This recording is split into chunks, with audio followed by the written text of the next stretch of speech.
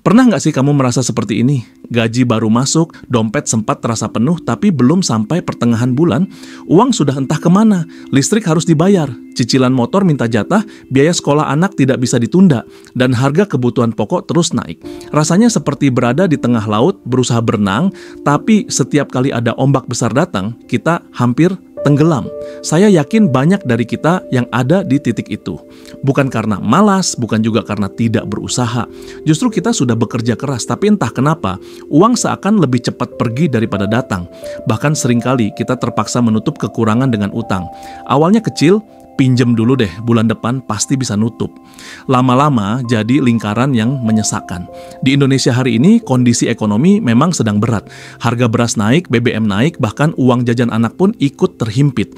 Kita sering mendengar berita soal kebijakan yang katanya demi rakyat, tapi di meja makan kita, lauk semakin sederhana. Dompet terasa makin tipis, sementara beban finansial makin tebal. Yang bikin hati kita makin gelisah adalah rasa bersalah. Kita tahu utang bukan solusi sehat, tapi kadang pilihan kita terbatas. Mau tidak mau, kartu kredit dipakai, pinjaman online dicoba, bahkan minta tolong teman atau keluarga. Dan akhirnya kita merasa terjebak di dalam lingkaran utang yang sulit dihentikan. Saya ingin mengajak kamu duduk sebentar, tarik napas dalam-dalam dan merenung. Kita nggak sendirian menghadapi ini. Banyak orang di sekitar kita yang diam-diam juga berjuang dengan masalah serupa. Pertanyaannya bukan lagi sekadar kenapa uang selalu kurang, tapi bagaimana caranya kita bisa atur uang supaya nggak makin tenggelam dalam utang. Hari ini saya mau berbagi perjalanan, pengalaman, dan juga beberapa pola pikir yang mungkin bisa membantu kamu, saya, dan kita semua menemukan jalan. Bukan jalan ajaib yang bikin kaya mendadak, tapi jalan sederhana untuk membuat dompet lebih aman, pikiran lebih tenang, dan hidup lebih seimbang meski di tengah tekanan ekonomi. Kalau saya jujur sama kamu, saya pun pernah ada di titik di mana utang terasa seperti jalan keluar paling cepat. Beberapa tahun lalu, saya baru saja memutuskan pindah kerja karena ingin mencari suasana baru. Tapi ternyata gaji di tempat baru tidak sebesar yang saya harapkan.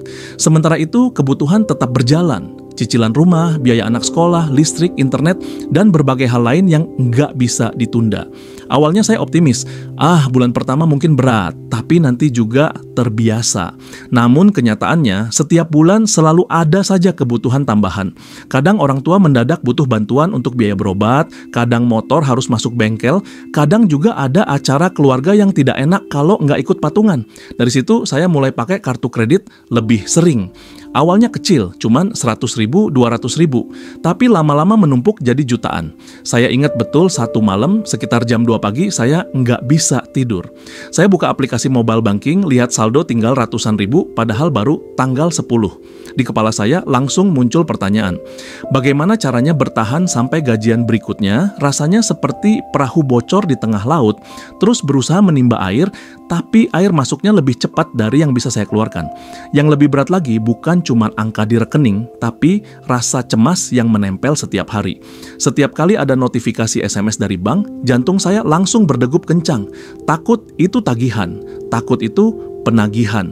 Dan saya tahu banyak orang di luar sana juga merasakan hal yang sama. Bukan hanya angka, tapi mental kita ikut terkuras.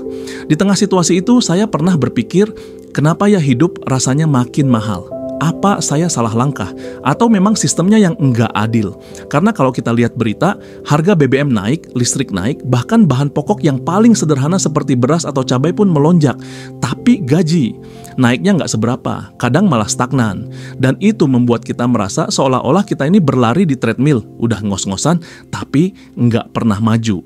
Namun dari pengalaman itu, saya pelan-pelan belajar satu hal penting. Utang bukan musuh, tapi juga bukan sahabat. Ia bisa jadi alat kalau dipakai dengan bijak, tapi bisa berubah jadi jerat kalau kita mengandalkannya untuk menutup semua lubang. Dan yang bikin perbedaan ada pada satu hal, bagaimana kita mengatur uang yang ada di tangan kita, sekecil apapun jumlahnya. Saya masih ingat momen pertama kali saya benar-benar duduk dengan kertas dan pulpen, menuliskan semua pemasukan dan pengeluaran. Rasanya menyakitkan karena ternyata lebih banyak uang keluar untuk hal-hal yang tidak saya sadari. Tapi disitulah titik baliknya. Saya mulai sadar, masalah saya bukan hanya karena gaji kecil atau harga naik, tapi juga karena saya nggak punya kendali jelas atas arah keuangan saya. Sejak saat itu, saya bertekad untuk mengubah cara saya memperlakukan uang. Bukan sekadar menghitung, tapi benar-benar menghargai setiap rupiah yang datang dan bijak memilih kemana rupiah itu pergi. Setelah melewati masa-masa sulit itu, saya akhirnya sampai pada satu kesimpulan sederhana tapi dalam. Cara kita mengatur uang jauh lebih penting daripada seberapa besar uang yang kita dapatkan.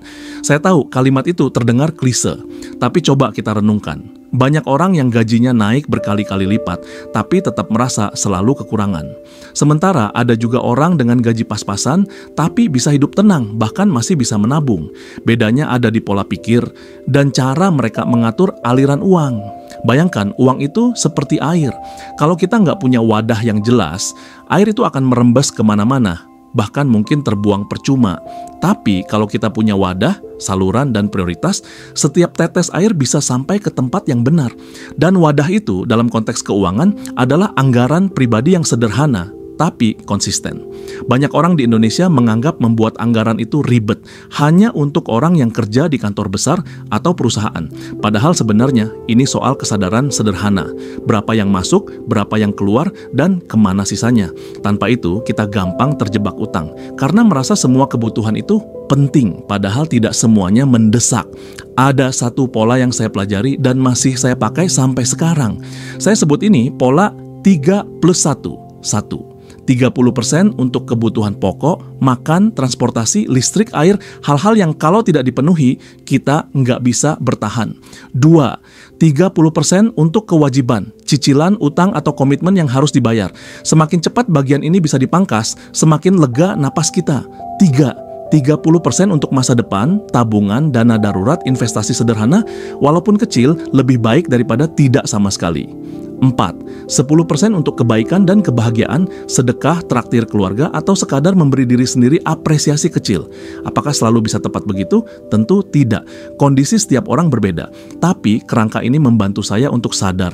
Kalau ada satu pos yang membengkak, berarti ada yang harus dikorbankan dari pos lain.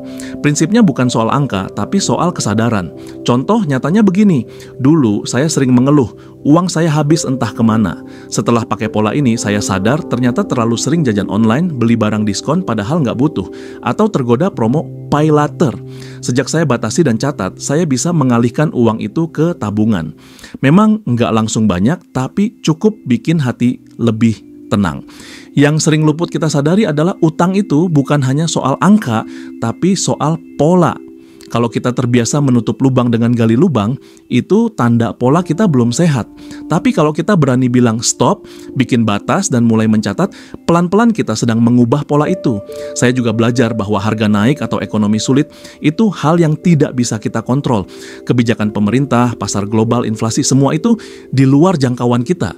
Tapi bagaimana kita mengatur dompet kita, bagaimana kita menahan keinginan sesaat demi ketenangan jangka panjang, itulah yang bisa kita kendalikan. Dan di titik inilah saya merasa ada harapan. Kita mungkin tidak bisa membuat harga beras turun, kita mungkin tidak bisa mencegah BBM naik, tapi kita bisa membuat keputusan kecil sehari-hari. Mau kemana uang ini pergi dan bagaimana caranya uang tidak lagi mengendalikan hidup kita. Untuk memperjelas, saya mau ceritakan 3 orang dengan kondisi berbeda. Mereka mungkin tidak kamu kenal, tapi kisahnya sangat dekat dengan kehidupan kita sehari-hari. Tokoh pertama, Rina, seorang karyawan swasta. Gaji Rina sekitar 5 juta per bulan. Kalau dilihat sekilas, cukup lumayan untuk hidup di kota kecil. Tapi setiap bulan, gaji itu habis bahkan sebelum akhir bulan. Cicilan motor 1,5 juta, kontrakan 1 juta, listrik dan internet hampir 800 ribu, sisanya entah kemana. Karena sering terdesak, Rina terbiasa pinjam lewat pay later. Awalnya kecil, hanya 300 ribu, tapi lama-lama membengkak sampai jutaan. Yang menarik, Rina sadar masalah utamanya bukan hanya gaji kecil, tapi kebiasaan belanja online tanpa kontrol. Setelah mulai mencatat pengeluaran dan membatasi diri, perlahan-lahan ia bisa keluar dari lingkaran utang pay later itu. Tokoh kedua, Pak Budi, seorang pedagang kecil di pasar. Setiap hari penghasilannya tidak tentu. Kadang 200 ribu, kadang hanya 50 ribu. Karena pemasukan tidak stabil, Pak Budi sering merasa aman kalau ada utang di warung atau pinjaman koperasi. Masalahnya, begitu hasil jualan bagus, ia langsung merasa balas dendam dengan makan enak atau beli barang yang selama ini ditahan. Akibatnya utang utangnya tidak pernah benar-benar lunas. Suatu hari anaknya sakit dan butuh biaya mendadak. Saat itu ia baru sadar pentingnya dana darurat.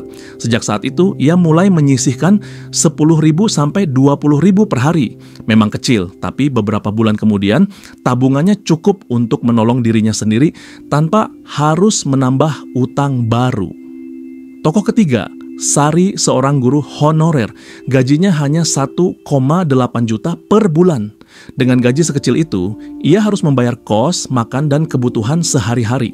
Tentu saja sulit, tapi yang unik, Sari punya kebiasaan mencatat setiap rupiah yang keluar.